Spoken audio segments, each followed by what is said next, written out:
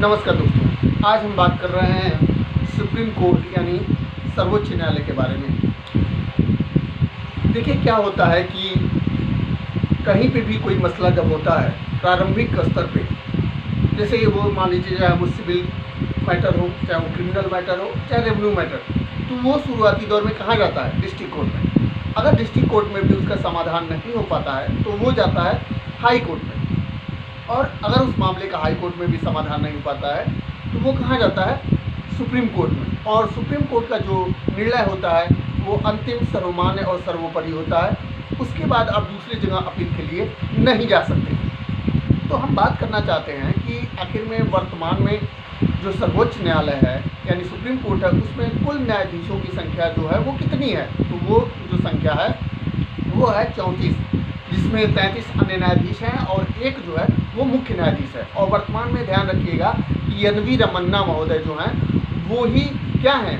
मुख्य न्यायाधीश हैं। वो क्रमानुसार देखा जाए तो 48वें क्रम के मुख्य न्यायाधीश हैं भारत के। अभी अप्रैल में ही उन्होंने शपथ ली है मुख्य न्यायाधीश की। तो हम ये भी आपको बताना चाहते हैं कि जो शुरुआती दौर में सुप्रीम कोर्ट था उसमें जो न्यायाधीशों की संख्या थी वो केवल 8 ही थी, जिसमें 7 अन्य न्यायाधीश और एक मुख्य न्यायाधीश। लेकिन समय के अनुरूप हमें जजों की संख्या बढ़ानी पड़ी, क्योंकि काम बढ़ता गया, केसेस बहुत ज़्यादा होने लगे, जिससे कुल अब तक अगर कहीं ये प्रश्न बनता है कि अब तक कितनी बार जो है कि सर्वोच्च न्यायालय में न्यायाधीशों की संख्या बढ़ाई गई है, तो वो 6 बार अब तक कुल न्यायाधीशों की संख्या सुप्रीम कोर्ट में बढ़ाई गई है। भाई मामले बढ़ते गए, केसेस बढ़ते गए और संसद को लगा कि भाई हमें क्या करना चाहिए, न्यायाधीशों की संख्या बढ़ानी चाहिए और समय समय पर न्यायाधीशों की संख्या मतलब बढ़ती रहे। एक चीज़ और ध्यान रखिएगा कि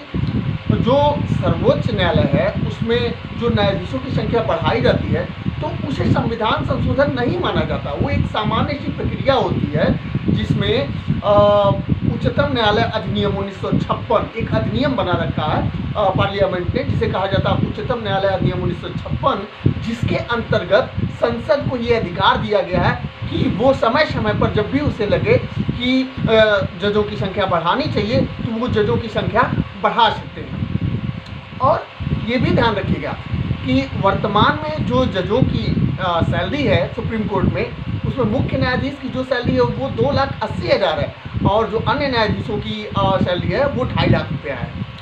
और एक और महत्वपूर्ण बिंदु जो परीक्षा के दृष्टिकोण से है वो ये है कि अगर बहुत से परीक्षाओं में पूछता भी है कि अगर मान लीजिए जो सुप्रीम कोर्ट का जज है अगर वो रिटायर्ड हो जाता है तो क्या वो किसी कोर्ट में वकालत कर सकता है?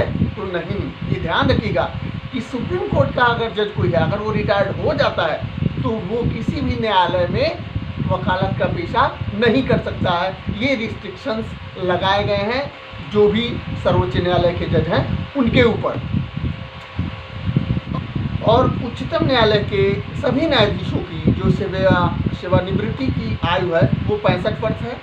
और अनुच्छेद 124 से 147 भाग 5, ध्यान रखिएगा कि संविधान के जैसे 22 भाग होते हैं तो बहुत से परीक्षाओं में पूछ भी देता है कि किस भाग में जुडिशरी की व्यवस्था की गई है, तो वो है भाग 5।